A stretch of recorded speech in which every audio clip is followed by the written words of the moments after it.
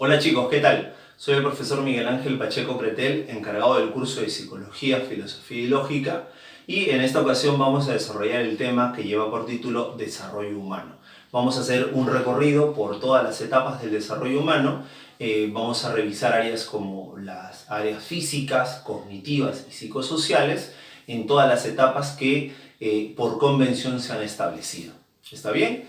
No quiero terminar antes sin recordarte que debes conectarte a tu aula virtual, ¿ya? Elite Class, para seguir con la información, resolver los ejercicios y estar al tanto o al pendiente del desarrollo de nuestras clases. Bien, empecemos.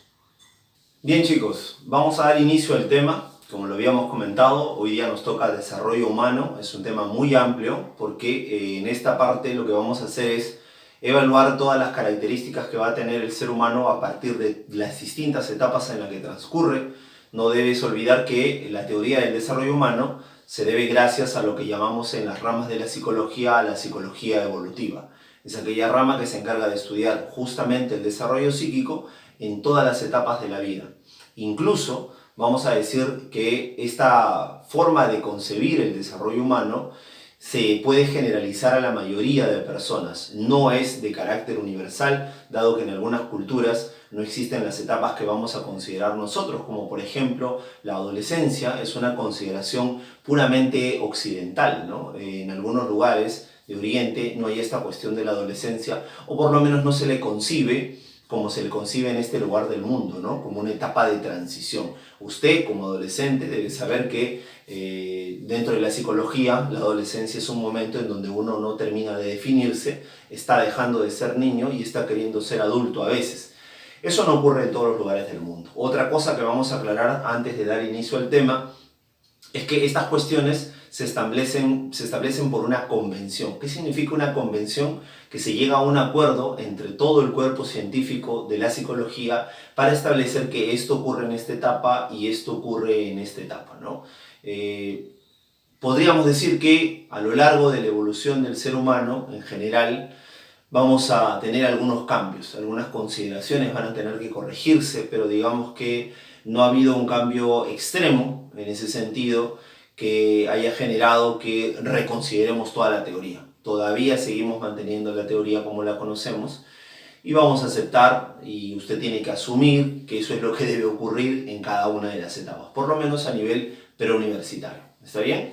Vamos a empezar entonces, pues. Ya acabo de decir que el desarrollo humano va a considerar a todos los eventos que ocurren durante todas las etapas de tu vida, ¿no? A todas las características que tiene este sujeto. Entonces, dentro del desarrollo humano vamos a considerar algunas cuestiones como los cambios que van a ocurrir dentro del desarrollo humano, los factores que intervienen, qué principios van a regir tu desarrollo y qué dimensiones son las que vamos a estudiar, vamos a analizar. Estas consideraciones son conceptos transversales a toda la teoría que vamos a ver, a todas las etapas que vamos a tratar. Pues en cada una de ellas nos vamos a referir, por ejemplo, a una dimensión cognitiva, a una dimensión física o motriz y una dimensión psicosocial. Cada una de ellas va a estar regida en el área física por dos principios del desarrollo. Van a haber cuestiones socioculturales que van a intervenir, personales, biológicas. Es por eso que nosotros necesitamos primero desarrollar este marco conceptual para poder abordar con tranquilidad lo que vendrían a ser cada una de las etapas. ¿Está claro?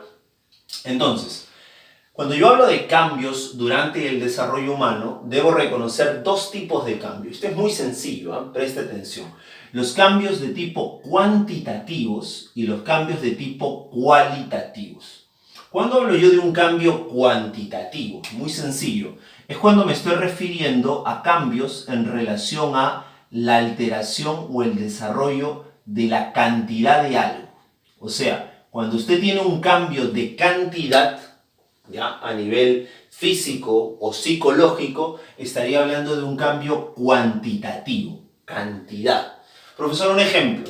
A ver, hay algo que en psicología vamos a llamar, y bueno, también se le conoce así en biología, a lo que vamos a llamar crecimiento.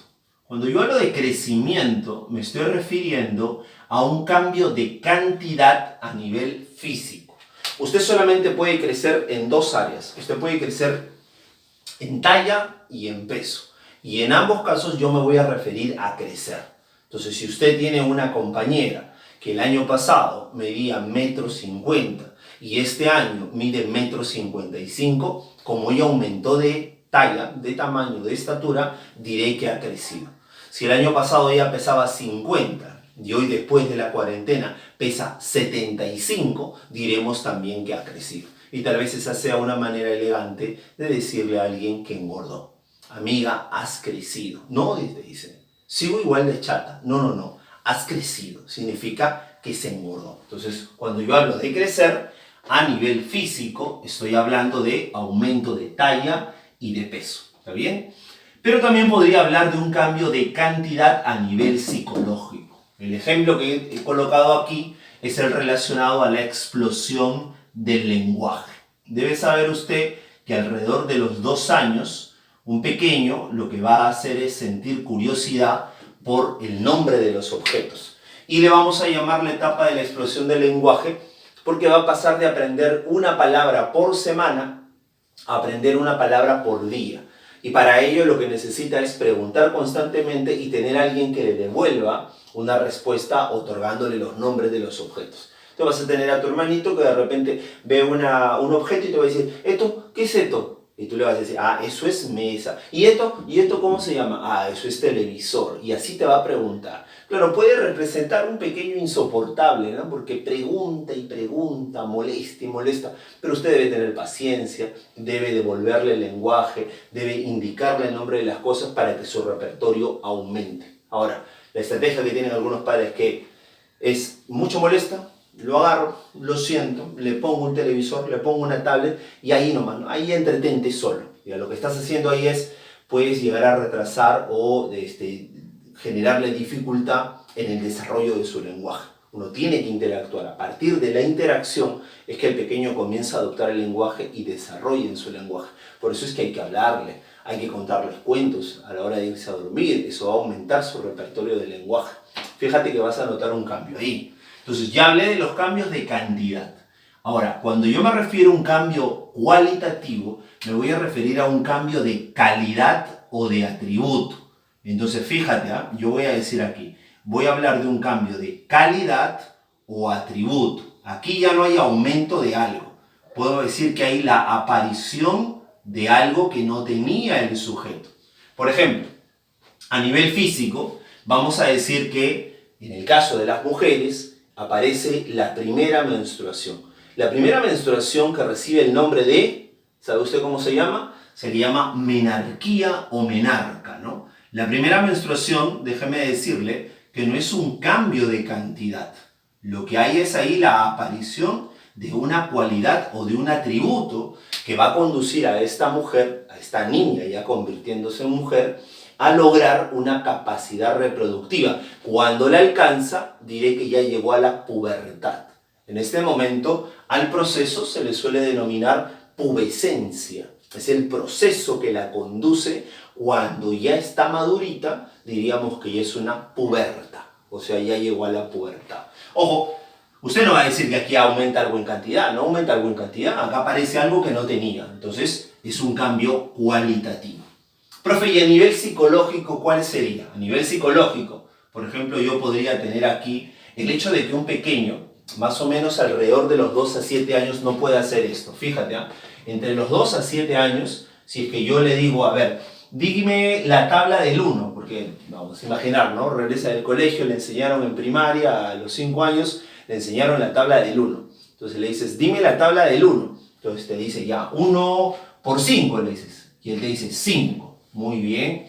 ¿Y cuánto es 5 por 1? Él te va a decir, no sé, todavía no me enseñan la tabla del 5. ¿Qué significa? Que él solamente puede hacer una operación de ida, pero no de regreso, porque su pensamiento es irreversible. Cuando logra desarrollar esta operación de ida y vuelta, vamos a hablar de un pensamiento reversible. ¿Está bien? Pensamiento reversible. ¿Qué significa? Que él logra entender que 1 por 5 es igual a 5 por 1. Entonces habrá logrado lo que llamamos el pensamiento reversible, un cambio cualitativo. ¿Correcto?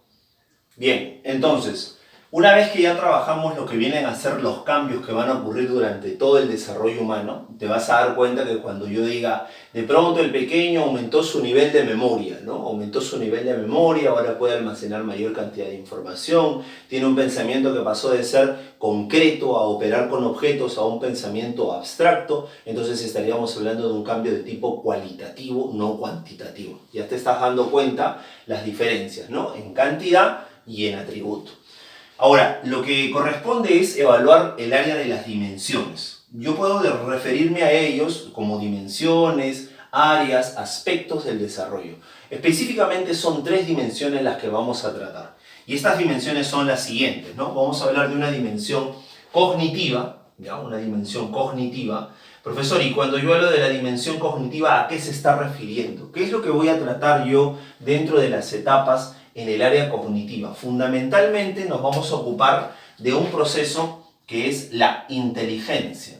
Nos va a preocupar el nivel de inteligencia, en qué etapa debería encontrarse según la teoría de un autor que es la más trabajada. Debes saber que casi todas las universidades, por no decirlas todas, bueno, eso es ya generalizado, se trabaja el desarrollo de la inteligencia a partir de la teoría de un personaje muy importante de la psicología, que es el señor Jean Piaget, ¿no? Jean Piaget tiene una teoría del desarrollo de la inteligencia en 4 etapas o estadios, que son sensorio-motriz, preoperacional, operaciones concretas y operaciones formales. Algo de esto ya habíamos mencionado. Entonces, cuando yo hable de el área cognitiva o la dimensión cognitiva, me voy a referir a las etapas según las que propone el señor Piaget en las que el sujeto se encuentra. Yo voy a colocar la denominación y la característica que tiene dentro de lo que viene a ser su inteligencia. ¿Está bien? Ahora, ¿qué otra cosa más también me va a preocupar? En el desarrollo humano me va a preocupar otro proceso cognitivo que viene a ser la memoria. Pues la memoria se va a afectar con el paso de los años y también puede llegar a mejorar. Sobre todo vamos a preocuparnos en cómo se afecta, ¿no? Cómo esta memoria se degenera a medida que el sujeto va desarrollando y ese enlace nectud donde va a tener mayor dificultades con su memoria. En algunos casos va a tener problemas para evocar la información reciente, pero sí va a recordar información muy antigua, muy pasada, y eso es lo que nos va a preocupar en el área cognitiva. En el área física, que también podemos llamar el área motora o motriz, nos va a preocupar, como dice acá, bueno, como vamos a colocar aquí, la motricidad. Me estoy refiriendo a esa capacidad de un movimiento preciso en el caso del sujeto. Sobre todo en las primeras etapas, ¿no? En qué momento comienza a caminar o ya debería caminar, en qué momento ya debería tener un control completo de su mano, a qué edad debería ya sentarse. Si bien es cierto, eso no le importa mucho a la psicología, digamos que nosotros nos vamos a centrar en aspectos estrictamente psíquicos o psicosociales, cognitivos psicosociales. El área física siempre va a ser un referente importante, ¿no? Como psicólogo debemos conocer que hay ciertos aspectos a nivel motor que deben darse, deben ocurrir, pero digamos que es materia exclusiva o de mayor detalle en medicina, ¿no? O en biología. En cambio nosotros vamos a concentrarnos más en estos 2 aspectos.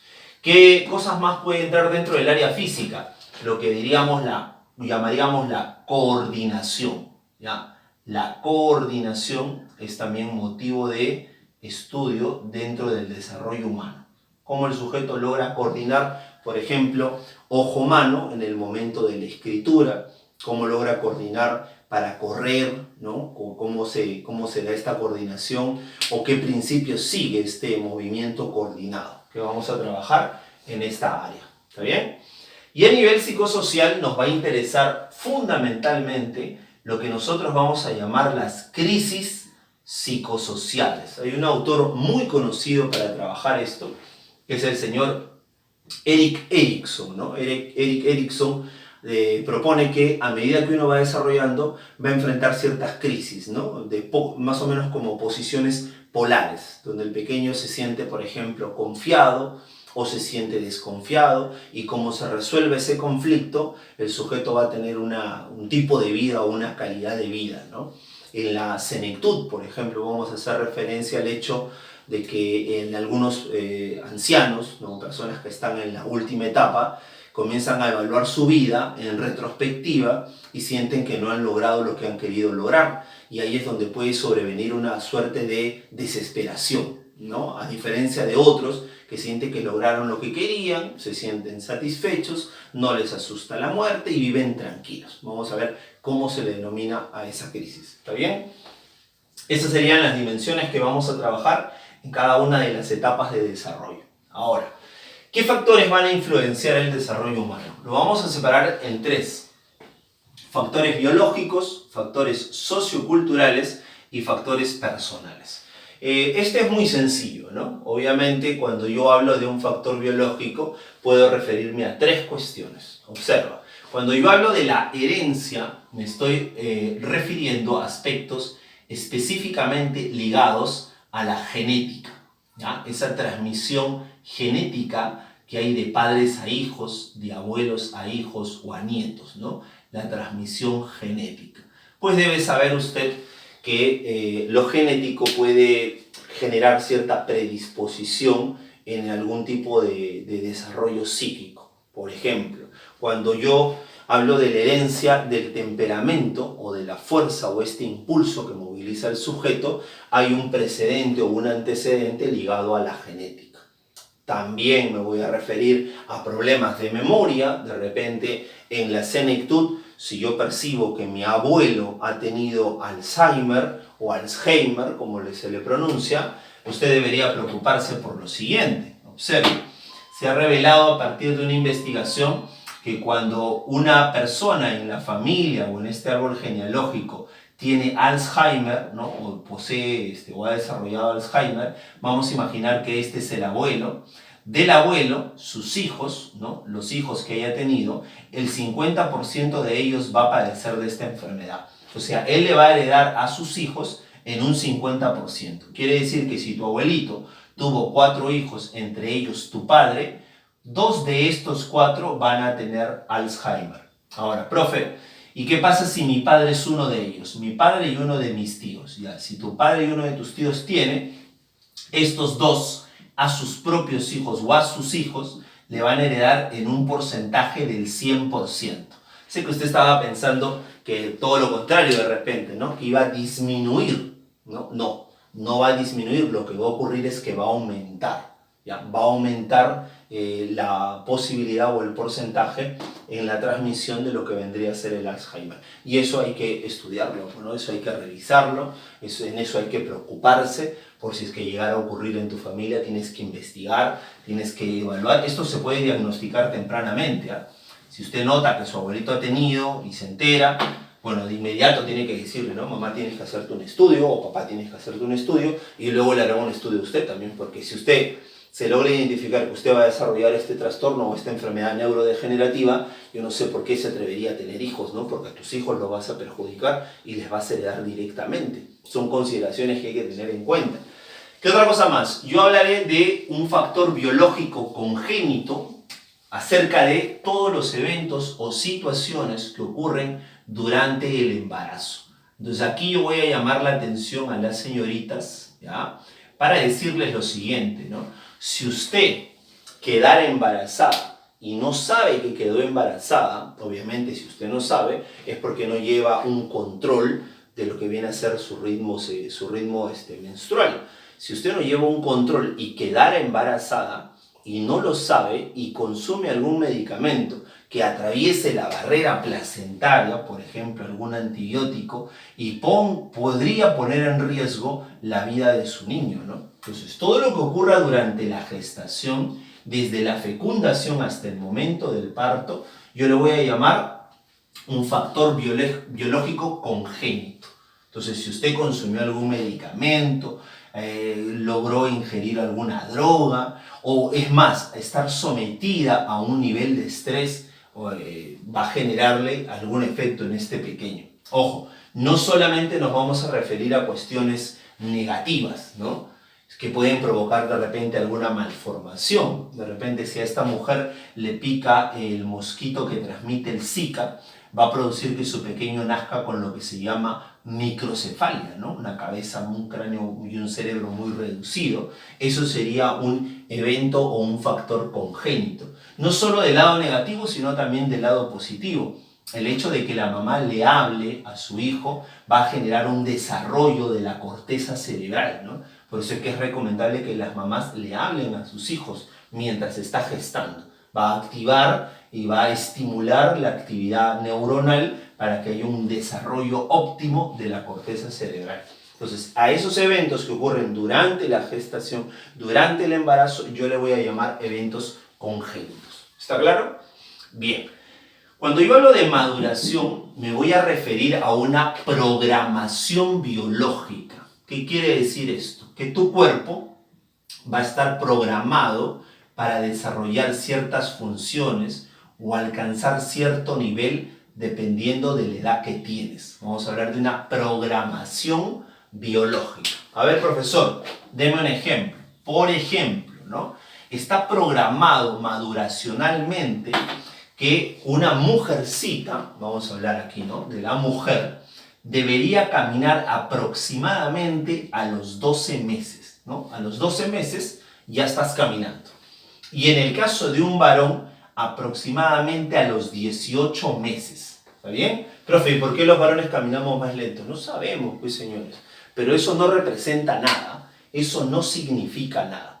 Eso no significa que usted no tenga un desarrollo óptimo de la inteligencia. Eso no significa que usted no va a poder desarrollar otros aspectos que son importantes para su condición psicológica o psíquica.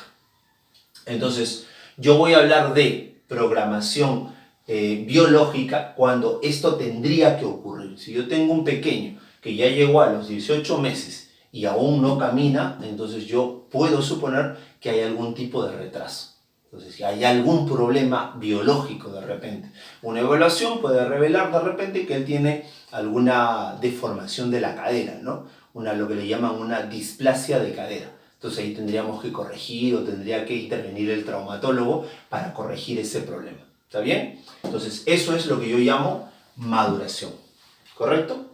Muy bien. Entonces, a nivel sociocultural, yo voy a referirme a lo sociocultural cuando observo o trabajo el efecto de los grupos sobre el desarrollo del sujeto. ¿Cómo un grupo afecta? ¿A qué me refiero con un grupo? Me refiero a la familia, me refiero a la sociedad, cómo intervienen todos estos grupos en la construcción de tu personalidad o tu emocionalidad. Eso sería el factor sociocultural. Y a nivel personal van a existir algunas diferencias que podemos tener, a pesar de compartir de repente con los hermanos, compartimos el mismo material genético, hemos tenido la misma vida durante el embarazo, ¿no? A nivel congénito no ha habido ningún problema, maduracionalmente también hemos respondido a la programación establecida, pero de repente hemos estado en las mismas familias, pero de repente usted encuentra que su hermano es más sociable que usted, ¿no? Vamos a dejar de lado lo sociable, ¿ya? Su hermano es un sujeto más seguro que usted. Entonces usted dirá, profesor, ¿y por qué mi hermano es más seguro que yo? Es más, esa seguridad ha llevado a que él ingrese primero y yo todavía no. Entonces, ¿cuál sería ese motivo por el cual él y yo nos diferenciamos si tenemos todo igual? Entonces aquí yo podré tomar en cuenta lo siguiente, ¿no? Aspectos personales, como que, por ejemplo, como el hecho de las experiencias, claro, ¿no? Las experiencias a las que ha sido sometido el sujeto o las cosas que ha vivido. O por ejemplo, ¿no? Por ejemplo, además de las experiencias, cierto tipo de eventos que puedan haber provocado en él algún tipo de trauma, ¿no? Voy a decir, una experiencia no necesariamente va a ser traumática. ¿Por qué, profesor? Porque pueden haber experiencias que son buenas, ¿no? Experiencias que son, por ejemplo, que lo hayan llevado a usted a un curso de estimulación temprana, puede generar que usted desarrolle más rápido que su hermano. En cambio, de repente, su hermano nunca fue llevado a un curso de estimulación. Ahora, Una experiencia, ¿cómo sería del lado negativo? Que de repente usted en una reunión o se fueron a la playa en familia y sus padres lo olvidaron en la playa o se les perdió en la playa, ¿no? Y durante 2 días no lo encontraron. ¿Crees que eso no va a marcar? De hecho va a marcar, pues, va a marcar la vida del sujeto. Entonces hay que tomar en cuenta que usted puede compartir todas las características con su hermano, pero hay una experiencia que él no ha vivido y que usted sí ha vivido. ¿Está bien? Esas experiencias, esas cuestiones ambientales, esos, diríamos así, ¿no? De repente que usted no programa, como por ejemplo los accidentes. Vamos a imaginar que de repente usted en el colegio, ¿no? Estuvo practicando algún deporte y por una mala suerte pues hizo una mala maniobra o cayó desde una altura considerable y se fracturó la clavícula y usted tuvo que estar en su casa con la clavícula fracturada durante un año, ¿no? No pudo tener contacto con sus compañeros, perdió un año de colegio, eso va a afectar su desarrollo humano. Entonces yo tengo aquí a nivel personal las experiencias y los accidentes. ¿Está claro? Bien, entonces ya hemos trabajado lo que vienen a ser los factores. No quiero que olvides lo siguiente, antes de entrar a las etapas, los principios que van a regir el desarrollo biológico del sujeto. En realidad, esto de aquí tendría que estar ubicado aquí, ¿no? En el área de la maduración. ¿Por qué? Porque todos nosotros vamos a desarrollar de acuerdo a ciertos principios que van a indicar que usted está logrando un desarrollo adecuado. Y es un principio que cumple para todos los seres humanos en cualquier lugar del mundo. El primer principio se le denomina el principio céfalo-caudal. Voy a explicarlo más claramente con un dibujo, ¿ya? A ver, si yo tengo un niño, vamos a imaginar, ¿no? Tengo un recién nacido, voy a observar lo siguiente, ¿no? Que este recién nacido, lo primero que va a poder controlar en su cuerpo, ojo, estos principios tienen que ver con lo físico, con el área física, lo primero que va a controlar en su cuerpo va a ser el cuello. Eso es lo primero que va a controlar. Profe, aproximadamente, ¿a partir de qué edad? Mira, aproximadamente a partir de los 3 meses, más o menos, ¿no? Finales de los 3 meses, es que él va a lograr sostener el cuello, ojo, y moverlo con facilidad. ¿Está bien? Entonces, antes de eso, vas a ver que al pequeño se le mueve el cuello como si fuera pues estos perritos de juguete, ¿no? Pues sin ningún sentido, ¿no? Se le cae la cabecita. Es más, te recomiendan no sentarlo, no se le debe sentar porque no tiene firmeza su cuerpo. Todavía no tiene control de ello. Entonces hay que sujetarlo adecuadamente. Pero cerca de los 5 meses, él ya va a poder recién sentarse solo. Entonces, 5 meses, 5 a 6 meses, puede sentarse sin apoyo. El pequeño se sienta. Antes de eso lo intenta sentar, vas a ver que el gordo se cae para un lado, se cae para el otro, no tiene soporte. Eso es cerca de los 6 meses. Aproximadamente a los 8 meses ya intenta gatear, va a ponerse en posición cuadrúpeda, ¿ya? Entonces ya el desarrollo estaría por acá, va a intentar gatear al inicio hacia atrás, luego si lo sujetas de los tobillos, da el movimiento hacia adelante, luego de gatear se para, luego de pararse recién camina. Si tú te das cuenta, el desarrollo ha venido así, ¿no? Primero aquí, segundo aquí, tercero aquí. Entonces estoy hablando de un desarrollo que va de arriba hacia abajo. Eso es lo que llamamos el principio céfalo-caudal. Profesor, ¿cómo lo podríamos resumir de una manera práctica? Cuando yo hablo de un desarrollo que va de la cabeza, ¿ya? Esto es una manera práctica, a los pies, estaríamos hablando de un desarrollo céfalo-caudal. Céfalo, cabeza, pies. Pero también vas a notar lo siguiente, ¿no? En un inicio el pequeño no controla su mano, ¿no? El pequeño es torpe con su mano. Debes haber notado que a veces se golpean solos, ¿no? Se cachetean, se arañan. Y tu mamá decide colocarle un guantecito, que les llaman mitones, que yo les recomiendo que no deberían colocarle. ¿Por qué? Porque le va a quitar posibilidad de estimulación. Entonces las mamás dicen, le pongo eso porque si no se araña su carita. Pues señora, córtele las uñas y así no se va a arañar su carita, ¿no?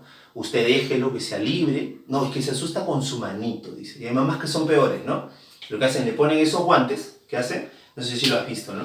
Lo ponen en posición de firmes y lo enrollan como un tamal, ¿no? Y lo tienen ahí enrollado, como una momia, ahí está, firme, y lo ponen así de costadito con una almohada atrás para que si en la noche vomita, no se ahogue con su propio vómito, ¿no? Entonces vomita hacia un lado, luego lo vuelven a girar. Y así como pollo a la brasa, toda la noche le anda dando vueltas, ¿no? Ese pequeño está perdiendo la posibilidad de estimulación y control de su manito. Pues el desarrollo va a ir ahora también así. Mira, este es el otro principio. Va a ir del centro de su cuerpo hacia el extremo.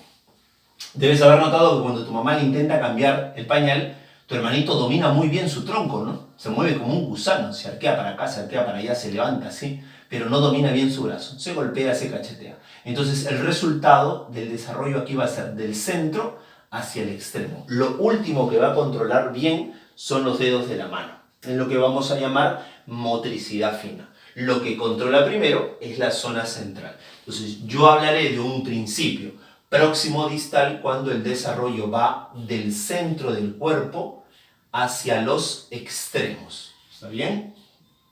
Del centro hacia los extremos. ¿Listo? Entonces ya tenemos ahora los principios del desarrollo. ¿Qué es lo que tenemos que trabajar? Tenemos que trabajar la primera etapa, que cada una de ellas va a incluir unas subetapas, por cierto. En el desarrollo humano vamos a dividirlo comúnmente en dos bloques, la etapa prenatal y la etapa postnatal. La prenatal habla de todo lo que ocurre antes del nacimiento y la postnatal me va a hablar todo lo que ocurre después del nacimiento. Entonces, tengo yo lo siguiente, ¿no? En la etapa prenatal voy a identificar tres momentos o tres subetapas. La etapa del cigoto, la etapa embrionaria y la etapa del feto. Y en estas tres van a ocurrir algunos aspectos, digamos, transversales o que se van a ir dando poco a poco en función a todo lo que ocurre dentro de la etapa prenatal. ¿Está claro? Bien, entonces vamos a comenzar a desarrollar en qué consiste cada una de estas subetapas. A ver, en el caso del cigoto, yo voy a hablar del cigoto o la etapa del cigoto, también le llaman la etapa germinal, también le llaman la etapa preembrionaria, la etapa cigotal, al momento en donde el ovocito, que es la célula para la reproducción femenina, se encuentra con la célula para la reproducción masculina que viene a ser el espermatozoide. Para que esto ocurra, bueno, sabemos qué va a pasar, usted lo va a conocer en biología de repente o en anatomía, le van a enseñar que en el momento que el varón tiene actividad sexual con ella, más o menos para que este encuentro ocurra, debe transcurrir entre 12 a 24 horas y a ese momento se le conoce como la fecundación. Entonces el inicio de esta etapa es la que va a recibir el nombre de la fecundación. ¿Está bien? Estamos hablando de la fecundación. Profesor, una consulta, ¿y en este caso ella ya se encuentra embarazada? No, aquí todavía no estás embarazada, hijita. Si usted tiene actividad sexual, luego de un día recién habrá ocurrido esto, pero esto todavía no es embarazo. ¿Qué tiene que ocurrir? Que este huevito tiene que hacer el viaje de regreso, ¿no? Hace un viaje de regreso y se tiene que implantar, ¿dónde? Se tiene que implantar en el útero para que sea posible el embarazo. Y esa implantación le va a tomar 6 días todavía. Entonces, más o menos en un promedio de 7 días o una semana, usted ya puede hacerse una evaluación de embarazo para saber si está o no está embarazada. ¿Está claro? Pero esta primera etapa de la fecundación y donde va a implantarse para que usted se embarace, va a durar aproximadamente 2 semanas, ¿ya? O sea, va desde la fecundación hasta la segunda semana. Dura 2 semanas. ¿Qué va a ocurrir en esta primera etapa? Además de la implantación y el embarazo, vamos a notar que una vez que da lugar el famoso huevo o cigoto, este va a comenzar a tener divisiones celulares múltiples, ¿no? Va a comenzar a dividirse vertiginosamente. Entonces voy a decir que esta etapa lo caracteriza el hecho de la división celular. Va a haber una división celular. Ya usted lo conoce eso por biología, ¿no? Eso no es materia de la psicología. Y el otro evento importantísimo en esta etapa, que usted podría arruinar, como le dije aquí cuando hablamos del área congénita o del factor congénito, es que aquí se van a formar algo que se llaman las capas germinales, que vienen a ser unos tejidos que van a formar un tubo, ¿no? Un tubo a partir del cual se van a conformar distintos sistemas, ¿no? Se pueden, por ejemplo, tenemos a una primera capa que vamos a llamarle el ectodermo, que va a dar lugar, por ejemplo, a la piel, los cabellos. El ecto es la parte externa. También vamos a tener una parte muy interna que va a dar lugar a las vísceras, ¿no? El famoso endodermo. Y tenemos una parte intermedia que va a ser un tejido intermedio, que va a ser el mesodermo, que va a dar lugar a los músculos y tendones, ¿no? O músculos y huesos, perdón. Mesodermo. ¿Ya está? Entonces, si usted dañara a su pequeño en estas primeras 2 semanas, lo va a afectar de por vida, pues, porque acá se están conformando los tejidos fundamentales para el desarrollo posterior. Entonces su pequeño puede nacer sin un bracito, sin una piernita, dependiendo de qué aspecto se dañe, ¿no? Entonces esto es en las 2 primeras semanas. Por eso, señorita, es fundamental que usted lleve el control de su ritmo menstrual y de su ciclo menstrual para saber si corría el riesgo de embarazarse o no en ese momento que tuvo actividad sexual. Pues recuerde que ningún método anticonceptivo es 100% seguro. Lo único que es 100% seguro es la abstinencia. ¿Está claro? Bien, entonces hemos atravesado la primera etapa del cigoto y vamos a entrar a la segunda etapa dentro de lo que viene a ser lo prenatal. La etapa del embrión. Bien, cuando yo hablo del embrión, me voy a referir a un periodo, ¿no?, de duración que se ha establecido, que va de la tercera, vamos a colocarlo aquí, de la tercera a la octava semana. ¿Está bien? Va de la tercera a la octava semana. Ahora, vamos a recordar lo siguiente, que yo ya he conformado aquí un grupo de tejidos y a partir de esos tejidos, recién los órganos se van a formar aquí. Ojo, aquí surgen los tejidos o estas capas germinales, pero aquí es donde se van a formar los órganos. Lo digo porque de repente en algún texto usted va a encontrar que van a colocarte la referencia de los tejidos y directamente a qué va a dar lugar, ¿no? A qué órganos. Y usted se puede hacer la idea de como que aparece ahí, esto corresponde el desarrollo de los órganos a esa etapa, la del cigoto. No, te están dando la referencia para que usted tenga una idea de que estos tejidos van a formar esos órganos, pero la formación de esos órganos no ocurre en esa etapa. La formación de los órganos ocurre en esta etapa, en la etapa del embrión. ¿Está claro? Entonces, a ese evento de la formación de órganos se le va a llamar la organogénesis. Génesis, inicio, creación de los órganos. ¿Está bien? Es muy fácil de recordar. Estoy dando esa ayuda a memoria, ¿no? Órganos, génesis, organogénesis. Y también debo advertirles lo siguiente, ¿no? Es que esta etapa es una etapa de máxima vulnerabilidad. ¿Qué significa una etapa de máxima vulnerabilidad? Es que su bebé, vamos a colocarlo acá, vulnerabilidad, es que su bebé podría perderlo, ¿no? Podría perderlo en un aborto espontáneo, estamos diciendo.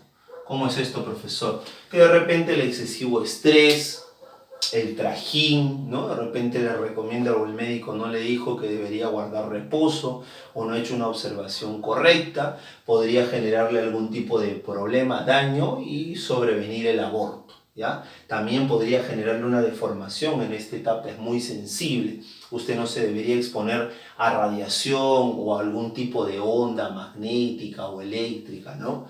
No debería estar con el celular en la panza o la laptop en la panza, o si usted está en la universidad no debería asistir pues o acercarse mucho a estas máquinas fotocopiadoras, a veces cuando van a sacar copias de libros, ¿no? Debería evitar eso, ¿no? ¿Por qué? Porque esta etapa es muy sensible, de la tercera a la octava semana. Una vez superada esa semana, vamos a ver la presencia de células óseas, o sea, huesos, en una etapa en la que vamos a llamar la etapa del feto.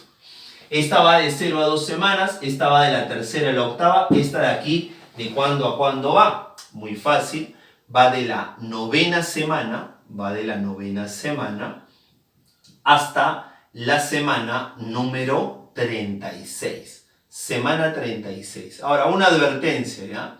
Hay algunos libros o algunos textos que dicen semana 40. Bueno, eso va a depender de la universidad, ¿no? Cómo lo considere. Lo establecido generalmente es 36 semanas. Y vamos a notar aquí algo maravilloso, ¿no? Es que ya el pequeño, este feto, ya tiene la presencia de células óseas, se van a sentir los huesitos, vas a notar que empuja, ¿no? Se mueve, el pequeño tiene un cerebro que termina casi de desarrollar dentro y ya puede, bueno, no termina de desarrollar, termina de desarrollar cuando nace, pero ya digamos que hay un desarrollo aquí muy avanzado, tanto así que su cerebro puede controlar funciones biológicas, ¿ya? Funciones biológicas como por ejemplo, a ver, vamos a colocar acá, funciones biológicas como por ejemplo las funciones digestivas, ¿ya? El pequeño aquí, su cerebro, ya controla estas funciones. Es maravilloso, ¿no? Ahora, si usted va a notar lo siguiente, ¿no? Si usted se da cuenta, esta de aquí, esta es la etapa en donde ya algunos suelen suponer, ¿no? O hablar de realmente la existencia de un pequeño ser humano. Pero el ser humano ya está aquí, ¿no? Ya se está conformando aquí. Ahora, es una discusión en la que no vamos a entrar, porque es una discusión ontológica, ¿no? Que se puede elaborar o trabajar dentro de lo que vendría a ser la filosofía. Pero debo decirle que aquí hay reacciones, aquí también hay reacciones a estímulos. El pequeño puede sentir, por ejemplo, cuando es amenazado, ¿no? Su vida cuando es amenazado. Se ha visto la reacción de la presencia ya de reflejos en esta etapa, donde el pequeño se succiona el dedo, ¿no? Donde bosteza, ¿no? O donde tiene hipo. Entonces, prepárense la señorita, ¿no? En algún momento, si decides tener hijos, tu bebé le da hipo y todo tu cuerpo tiembla, ¿no? El pequeño con hipo y tú sientes aquí como que vibra y salta. Ahora, una vez que se mueve, nunca más deja de moverse, ¿ya? Raras veces deja de moverse. Es más, a las mamás les preocupa cuando se deja de mover.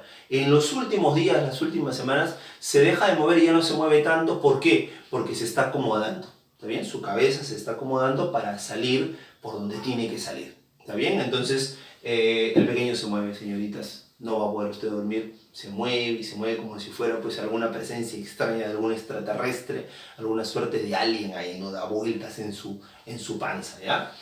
Bien, en esta etapa prenatal vamos a ver que el pequeño es capaz de responder a estímulos. ¿Cómo es eso, profesor? Si el pequeño siente algún ruido, se puede sobresaltar, aunque no lo crea. Es más, puede identificar o responder a la voz de la madre, ¿no? El pequeño puede responder a la voz de la madre. ¿Te imaginas eso? No, es alucinante. ¿Qué profe escucha? Sí, señores. Y una investigación ha revelado que cuando un pequeño nace y le colocan cerca a su mamá, es capaz de reconocer su voz, ¿no? Y su ritmo cardíaco se acelera porque sabe quién es su mamá.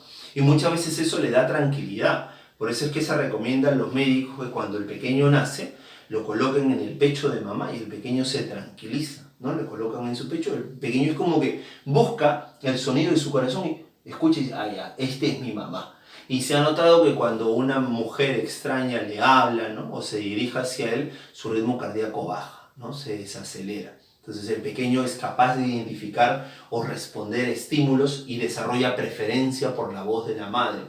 La mamá tiene que hablarle. Y justamente, como es capaz de responder estímulos, puede asociar estímulos y yo podría entrenarlo, ¿ya? Cada vez que escuche la voz de alguien se puede sobresaltar, está aprendiendo por lo que llamaríamos en psicología por asociación de estímulos, que en psicología le llamamos a esa teoría de asociación de estímulos, le llamamos condicionamiento clásico, ¿no? Que le pertenece a la teoría reflexológica del señor Iván Petrovich Pavlov. Entonces, es un pequeño amaestrable, ¿no? Como el perro de Pavlov que va a responder a algún tipo de estímulo.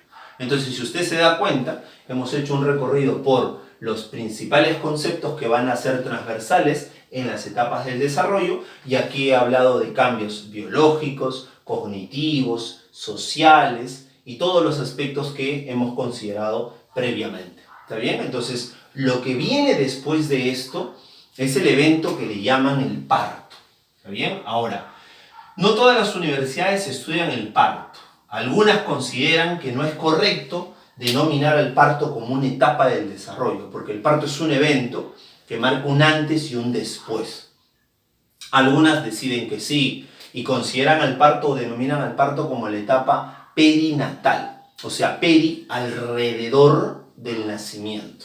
Y van a establecer etapas para el parto, ¿no? Momentos en donde hay una contracción, hay una expulsión del pequeño y luego un retiro de la placenta y el resto del cordón umbilical. Entonces, eso no vamos a abordar, no va a ser motivo, pero usted puede revisarlo de repente en el curso de biología, lo van a ver cuando trabajen pues este evento del embarazo, hay un capítulo que trabaja eso, ¿no? Entonces van a ver de seguro el parto, ¿está bien? Entonces, lo que resta es entrar a la etapa postnatal, específicamente a todas las etapas en las que usted va a transcurrir. Entonces, vamos a continuar con eso, ¿está bien?